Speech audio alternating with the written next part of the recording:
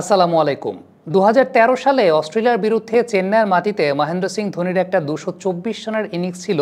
Test ম্যাচটার কথা আমার এখনও খুব ভালো মতো মনে আছে। দুর্দান্ত একটা ইনিংস মহেন্দ্র সিং ধোনি খেলেছিলেন, সেটা অস্ট্রেলিয়ার একটা চমৎকার বোলিং অ্যাটাকের এগেইনস্টে।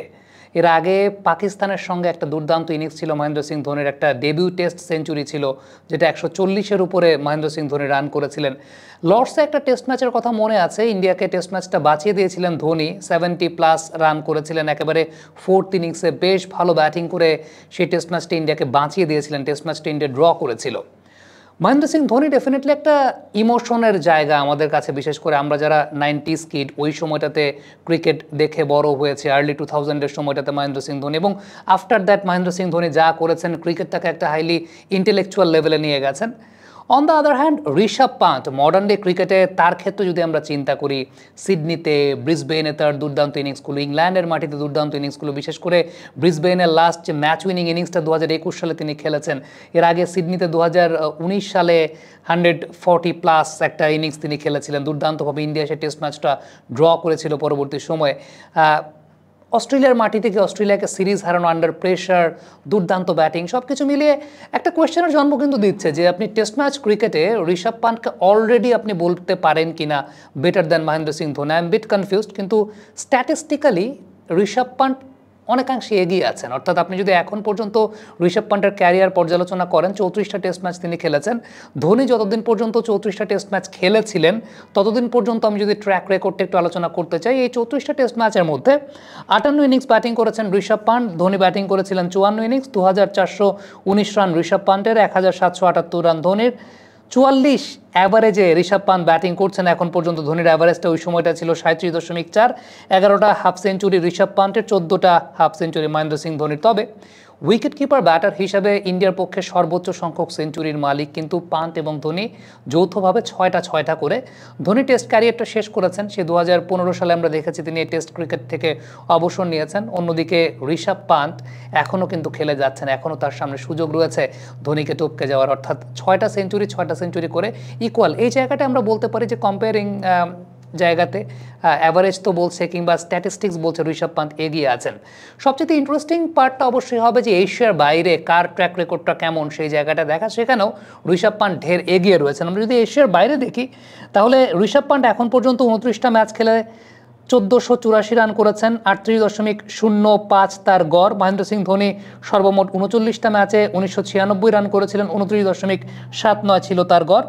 ধোনির 50-র সংখ্যাটা অনেক বেশি ছিল। ডেফিনেটলি যেটা বলছিলাম যে বেশ কিছু ক্যামিও ইনিংস মহেন্দ্র সিং ধোনি ওই সময় আউটসাইড এশিয়া খেলেছিলেন, যেগুলো ইন্ডিয়াকে ব্যাটিং কলাপস করে গেলে ইন্ডিয়াকে একটা স্টেবল অবস্থান দিয়েছিল। 15টা হাফ সেঞ্চুরি ধোনির, ঋষভ পান্টের 4টা। বাট আপনি যদি সেঞ্চুরির কথা বলেন, ঋষভ পান্টের আউটসাইড এশিয়া সেঞ্চুরির সংখ্যা 4টা, যেটা মহেন্দ্র সিং ধোনি আউটসাইড এশিয়া কখনো সেঞ্চুরি করেন নাই। এটা একটা কিন্তু খুব গুরুত্বপূর্ণ স্ট্যাটিস্টিক্সের জায়গা, যে স্ট্যাটিস্টিক্যালি ঋষভ পান্টের যে সেঞ্চুরিগুলো, আমি যেটা বলছিলাম যে ব্রিসবেনের মাটিতে দুর্দান্ত ইনিংস তিনি খেলেছেন, হাফ সেঞ্চুরি যদিও, ইংল্যান্ডের মাটিতে তার সেঞ্চুরি, অস্ট্রেলিয়ার মাটিতে, সিডনির মাটিতে তার দুর্দান্ত সেঞ্চুরি রয়েছে। সব কিছু মিলিয়ে এই জায়গাটা তো বোঝাই যাচ্ছে যে আউটসাইড এশিয়া ঋষভ পান্টের ম্যাচ উইনিং ইনিংস কিংবা ম্যাচ বাঁচানো ইনিংসের সংখ্যাটাও কিন্তু বেশি, এবং সোফার তার ক্যারিয়ার সামনে আরও এগোবে, সামনে আরও তিনি টেস্ট ক্রিকেট খেলবেন। ডেফিনেটলি ওই জায়গাটাতে ধোনিকে আরও বেশি মাত্রায় ছাড়িয়ে যাওয়ার পরিসংখ্যানগতভাবে ডেফিনেটলি একটা সুযোগ রয়েছে।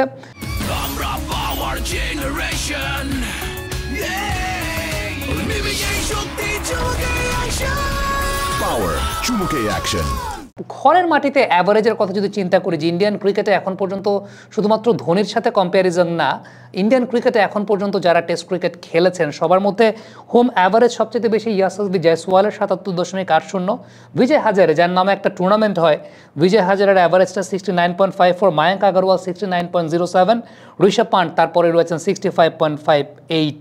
স্ট্রাইক রেটের জায়গাটা, হোম কন্ডিশনে সবচেয়ে বেশি স্ট্রাইক রেটের জায়গা সবার আগে এগিয়ে রয়েছেন ঋষভ পান্ট। ইন্ডিয়া যত ব্যাটসম্যান রয়েছেন সবার মধ্যে সবচেয়ে এগিয়ে রয়েছেন ঋষভ পান্ট। 2 নম্বরে অবস্থান করছেন বীরেন্দর সেহবাগ, 3 নম্বরে কপিল দেব এবং 4 নম্বরে ইয়াশস্বী জয়সওয়াল। এবং this is something very much important যে আপনি হোম কন্ডিশন হোক, অ্যাওয়ে কন্ডিশন হোক, ম্যাচ উইনিং প্রেক্ষাপট কতটুকু বজায় রাখতে পারছেন, এবং সবচেয়ে উল্লেখযোগ্য বিষয় হচ্ছে টিম যখন আন্ডার প্রেশার আপনি তখন কীভাবে কাউন্টার অ্যাটাকটা করছেন। ঋষভ পান্ট কিন্তু সেই জায়গাটায় মডার্ন ডে ক্রিকেটে ডেফিনেটলি একটা বড় জায়গা বজায় রেখেছেন।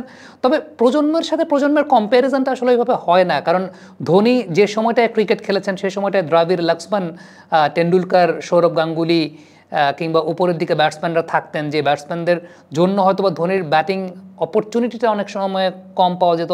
আবার এটা একটা খুব উল্লেখযোগ্য ব্যাপার যে ওই সময়টায় দ্রাবিড়, লক্ষ্মণ, টেন্ডুলকার, গাঙ্গুলি তারা যে ধরনের ইনিংস খেলতেন ধোনির উপর প্রেশারটা খুব বেশি পড়তো কিনা। ঋষভ পান্টকে কিন্তু প্রেশার হ্যান্ডেল করতে হয়েছে, নাওয়াডেজ ঋষভ পান্টকে অনেক বেশি মাত্রায় প্রেশার হ্যান্ডেল করতে হয়েছে, বিশেষ করে ইন্ডিয়া 36 অল আউট হয়ে একটা টেস্ট ম্যাচ হেরে যাওয়ার পর বিরাট কোহলি পরবর্তী সেই টেস্ট ম্যাচটা থেকে চলে গেলেন, এরপরে আজিঙ্কা রাহানে ক্যাপ্টেন হলেন। ওই পার্টিকুলার সিরিজটার প্রেক্ষাপটে যদি বলি যে আন্ডার প্রেশার ইন্ডিয়া যেভাবে কাম ব্যাক করেছে, ঋষভ পান্ট সেই জায়গাটা একটা বড় ভূমিকা অবশ্যই রেখেছিলেন। সো ডিবেটটা তো চলতেই পারে। এখন পর্যন্ত সোফার টেস্ট ম্যাচ ক্রিকেটে, আমি বলছি না যে অন্য ফরম্যাটের ক্রিকেটে, টেস্ট ম্যাচ ক্রিকেটে ঋষভ পান্ট মহেন্দ্র সিং ধোনির চাইতে এগিয়ে কিনা সে ব্যাপার নিয়ে আপনাদের কাছ থেকে মন্তব্য, মতামত জানতে চাই। Definitely Dhoni is an emotion, Dhoni একটা ইমোশনের জায়গা, এবং ধোনি, আমি পার্টিকুলারলি যদি বলি যে হোয়াইট বল ক্রিকেটের ওই জায়গাটাকে, ক্রিকেটটাকে একটা ইন্টেলেকচুয়াল পর্যায়ে তো অবশ্যই নিয়ে গেছেন, এই ব্যাপারে কোনো সন্দেহ নেই। As far as captaincy is concern, Dhoni is something else, ওইটা ওয়ার্ল্ডের কারোর সঙ্গে তুলনা হয় না। কিন্তু আপনি যদি টেস্ট ম্যাচ ক্রিকেটের পার্সপেক্টিভে ব্যাটিং কন্ট্রিবিউশন সেই জায়গা থেকে চিন্তা করেন, ঋষভ পান্ট পরিসংখ্যানগতভাবে তো এগিয়ে আছেন, তো তাকে আপনি এগিয়ে রাখবেন কিনা কমেন্ট বক্সে লিখে পাঠাবেন। Thank you.